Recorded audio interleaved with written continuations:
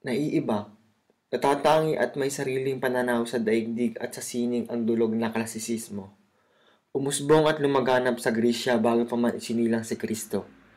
Higit na nakilala ang dulog na ito dahil sa mga uri ng dulang itinanghal sa panahong iyon, trahedya at komedya. Nagsimula rin sumigla ang kasaysayan, filosofiya, tula at retorika. Nang sumapit naman ang gintong panahon noong taong 80 BC, nabigyan ng mataas na pagpapahalaga ang panulaan na kinabibilangan ng epiko, satiriko at ang mga tulang liriko at pastoral. Nang sumibol ang panahon ng pilak ay nagbagong hugis ang panitikan dahil umusbong ang hindi lamang ang prosa at bagong komedya, kundi pati ang talambuhay, liham, gramatika, pamumuna, at panunuring pampanitikan. Ang ilan sa mga katangian ng mga akdang klasiko ay ang mga sumusunod. Una, pagkamalinaw.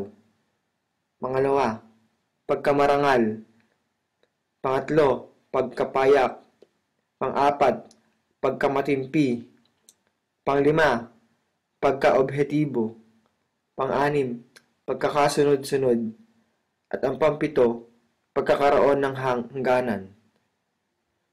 Ang layunin ng panitikang ito ay maglahad ng mga pangyayaring payak ukol sa pagkakaiba ng estado sa buhay ng dalawang nag-iibigan.